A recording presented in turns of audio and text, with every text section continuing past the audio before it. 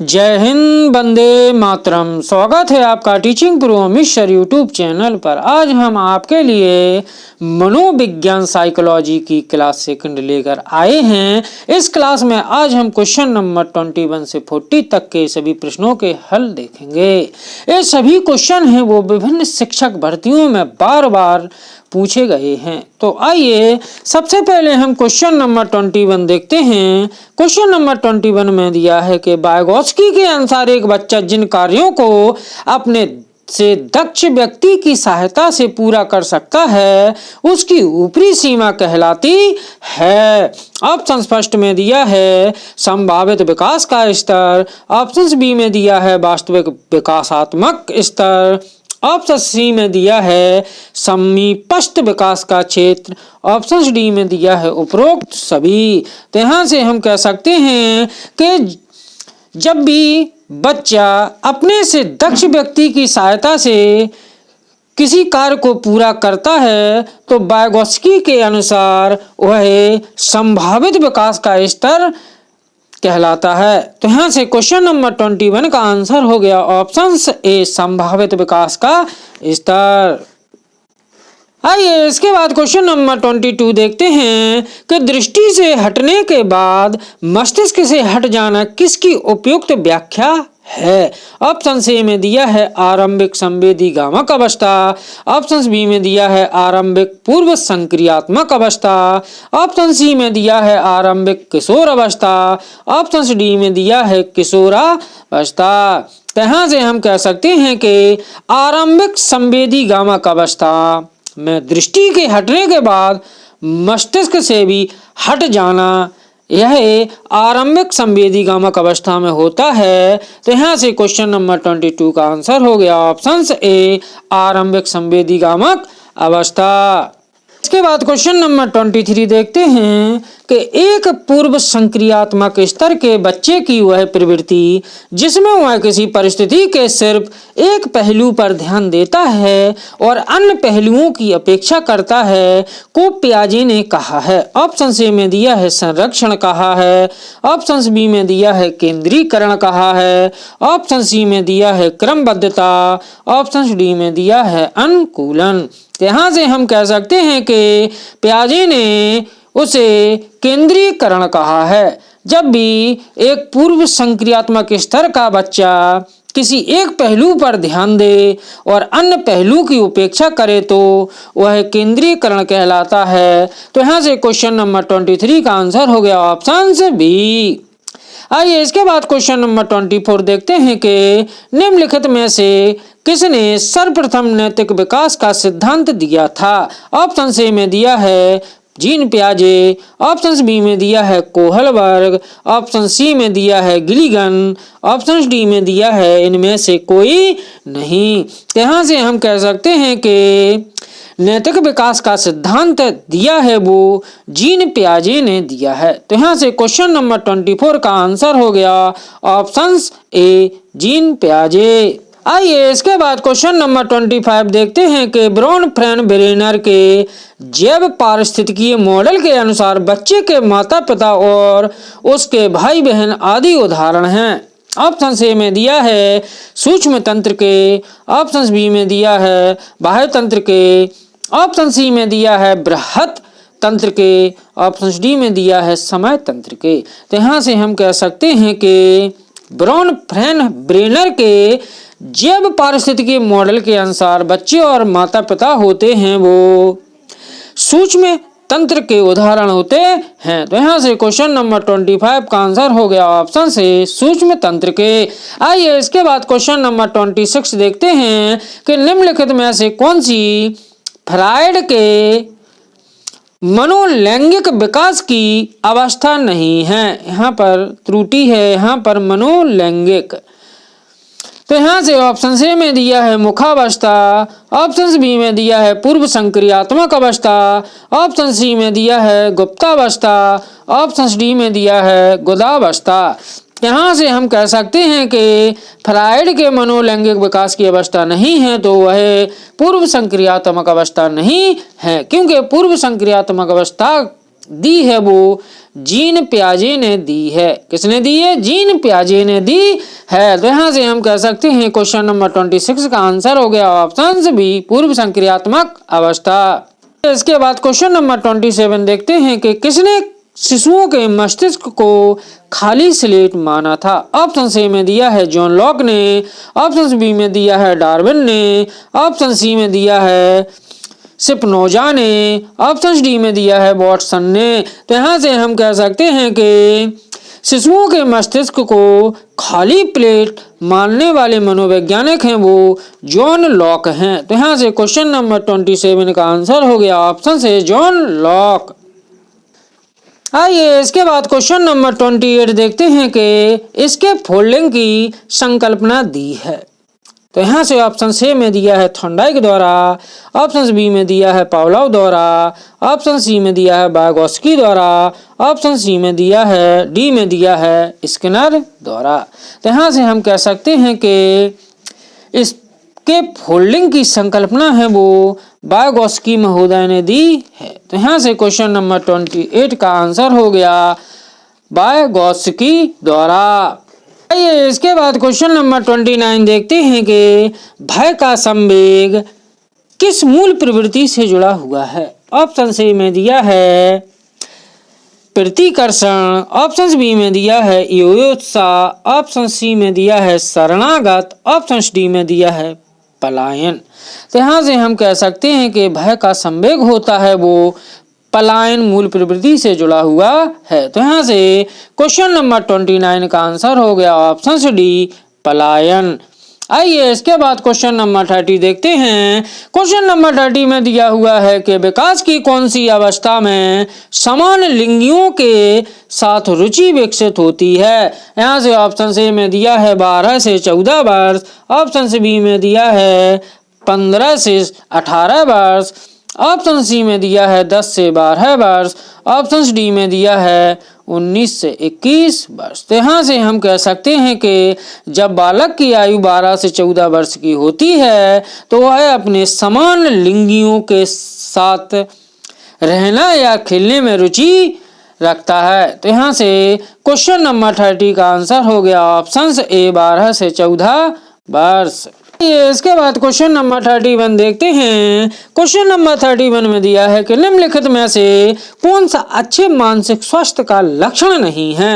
यहाँ से option C में दिया है समायोजन योग्यता, ऑप्शन बी में दिया है संवेगात्मक परिपक्वता, ऑप्शन सी में दिया है आत्मविश्वास, ऑप्शन डी में दिया है असहनशीलता। तो यहाँ से हम कह सकते हैं कि असहनशीलता होती है वो अच्छे मानसिक स्वास्थ्य का लक्षण नहीं है। तो यहाँ से क्वेश्चन नंबर 31 का आंसर हो गया ऑप्शन डी असहनशीलता। आइए इसके बाद क्वेश्चन नंबर 32 देखते हैं कि परिश्रम प्रियता बनाम हीनता अवस्था के लिए एरिक्सन ने कौन सा आयु समूह बताया है। यहाँ से ऑप्शन सी में दिया है 6 से 11 वर्ष, ऑप्शन बी में दिया है 12 से 20 वर्ष, ऑप्शन सी में दिया है 3 से 6 वर्ष, ऑप्शन डी में दिया है 18 माह से 3 वर्ष। तो यहाँ से हम कह सकते हैं कि परिश्रम प्रियता बनाम हीनता अवस्था के लिए एरिक्सन ने जो आयु मानी है वो है 6 से 11 वर्ष की। तो यहाँ से क्वेश्चन नंबर 32 का आंसर हो गया ऑप्शन से 6 से 11 वर्ष। इसके बाद क्वेश्चन नंबर 33 देखते हैं। क्वेश्चन नंबर 33 में कि बालक के शरीर में होने वाले लैंगिक परिवर्तन विकास की कौन सी अवस्था में दिखाई देना प्रारंभ हो जाते हैं। यहाँ से ऑप्शन सी में दिया है पूर्व बाल्यावस्था, ऑप्शन बी में दिया है पश्च किशोर अवस्था, ऑप्शन सी में दिया है वयस्कावस्था, ऑप्शन डी में दिया है वयसंधि अवस्था। तो यहाँ से हम कह सकते हैं कि वयसंधि काल या वयसंधि अवस्था में बालक के शरीर में लैंगिक परिवर्तन या विकास की अवस्था दिखाई देती है। तो यहाँ से हम कह सकते हैं क्वेश्चन नंबर 33 का आंसर हो गया ऑप्शन डी वयसंधि काल। आइए इसी प्रकार क्वेश्चन नंबर 34 देखते हैं कि जन्म से किशोर अवस्था तक बच्चे में विकास किस क्रम में होता है। ऑप्शन सी में दिया है मूर्त, अमूर्त सांवेदिक। ऑप्शन बी में दिया है अमूर्त मूर्त सांवेगिक। ऑप्शन सी में दिया है सांवेदिक मूर्त अमूर्त। ऑप्शन डी में दिया है अमूर्त सांवेदिक मूर्त। तो यहाँ से हम कह सकते हैं कि जब भी बच्चा जन्म लेता है तो सबसे पहले उसमें संवेग की उत्पत्ति होती है, क्योंकि बच्चा सबसे पहले रोता है तो रोना एक संवेग है। तो जन्म से किशोर अवस्था तक बच्चे में सबसे पहले संवेग आते हैं। इसके बाद वह प्रत्यक्ष मूर्त मीन्स होता है प्रत्यक्ष, तो इसके बाद वह प्रत्यक्ष विचार प्रकट करता है। इसके बाद वह अमूर्त मीन्स अप्रत्यक्ष होता है, तो इसके बाद वह अमूर्त विकास होता है उसका। तो यहाँ से हम कह सकते हैं कि क्वेश्चन नंबर 34 का आंसर हो गया ऑप्शन सी सांवेदिक मूर्त अमूर्त। इसके बाद क्वेश्चन नंबर 35 देखते हैं कि विकास के संदर्भ में निम्न में कौन सा कथन सही है। ऑप्शन ए में दिया है विकास केवल बालावस्था के दौरान ही होता है। ऑप्शन बी में दिया है विकास बहुआयामी होता है। ऑप्शन सी में दिया है विकास की दर सभी संस्कृतियों में सभी के लिए समान होती है। ऑप्शन डी में दिया है विकास केवल विद्यालय में होने वाले अधगम से ही होता है। हम कह सकते हैं कि विकास की दर होती है वो सभी संस्कृतियों में और सभी के लिए समान होती है। तो यहाँ से क्वेश्चन नंबर 35 का आंसर हो गया ऑप्शन सी। आइए इसके बाद क्वेश्चन नंबर 36 देखते हैं कि लेव वाइगोत्स्की का सामाजिक सांस्कृतिक परिप्रेक्ष्य अधगम प्रक्रिया में किसके महत्व पर जोर देता है। क्वेश्चन क्या है कि लेव वाइगोत्स्की का सामाजिक सांस्कृतिक परिप्रेक्ष्य अधगम प्रक्रिया में किसके महत्व पर जोर देता है। ऑप्शन सी में दिया है अभिप्रेरणा पर। ऑप्शन बी में दिया है संतुलीकरण पर। ऑप्शन सी में दिया है सांस्कृतिक उपकरणों पर। ऑप्शन डी में दिया है गुणारोपण पर। तो यहाँ से हम कह सकते हैं कि लेव वाइगोत्स्की का सामाजिक सांस्कृतिक परिप्रेक्ष्य है वह अधगम प्रक्रिया के सांस्कृतिक उपकरणों पर जोर देता है। तो यहाँ से क्वेश्चन नंबर 36 का आंसर हो गया ऑप्शन सी सांस्कृतिक उपकरणों। आइए इसी प्रकार क्वेश्चन नंबर 37 देखते हैं कि लॉरेंस कोहलबर्ग के सिद्धांत के अनुसार किसी कार्य को इसलिए करना क्योंकि दूसरे इसे स्वीकृति देते हैं नैतिक विकास के चरण को दर्शाता है। ऑप्शन सी में दिया है उत्तर प्रथागत। ऑप्शन बी में दिया है अमूर्त संक्रियात्मक। ऑप्शन सी में दिया है प्रथा पूर्व। ऑप्शन डी में दिया है प्रथागत। तो यहाँ से हम कह सकते हैं कि लॉरेंस कोहलबर्ग के सिद्धांत के अनुसार किसी कार्य को करना जब दूसरे इसे स्वीकृति देते हैं तो वह नैतिक विकास के प्रथागत चरण को दर्शाता है। तो यहाँ से क्वेश्चन नंबर 37 का आंसर हो गया ऑप्शन डी प्रथागत। इसके बाद क्वेश्चन नंबर 38 देखते हैं कि बच्चों के सामाजिकरण के संदर्भ में निम्न में से कौन सा कथन सही है। ऑप्शन ए में दिया है समकक्षी सामाजिकरण के प्राथमिक कारक हैं और परिवार सामाजिकरण का एक द्वितीय कारक है। ऑप्शन बी में दिया है परिवार एवं जनसंचार दोनों सामाजिकरण के द्वितीय कारक हैं। ऑप्शन सी में दिया है कि विद्यालय सामाजिकरण का एक द्वितीय कारक है और परिवार सामाजिकरण का एक प्राथमिक कारक है। ऑप्शन डी में दिया है कि विद्यालय सामाजिकरण का एक प्राथमिक कारक है और समकक्षी सामाजिकरण के द्वितीय कारक हैं। तो यहाँ से हम कह सकते हैं कि बालक का प्राथमिक कारक होता है वो सामाजिक कारक होता है वो परिवार होता है, क्योंकि बालक की प्राथमिक शिक्षा होती है वो परिवार में ही होती है और द्वितीय कारक होता है वो विद्यालय होता है। तो यहाँ से हम कह सकते हैं कि ऑप्शन सी में दिया है कि विद्यालय सामाजिकरण का द्वितीय कारक है और परिवार सामाजिकरण का एक प्राथमिक कारक है। तो यहाँ से क्वेश्चन नंबर 38 का आंसर हो गया ऑप्शन सी।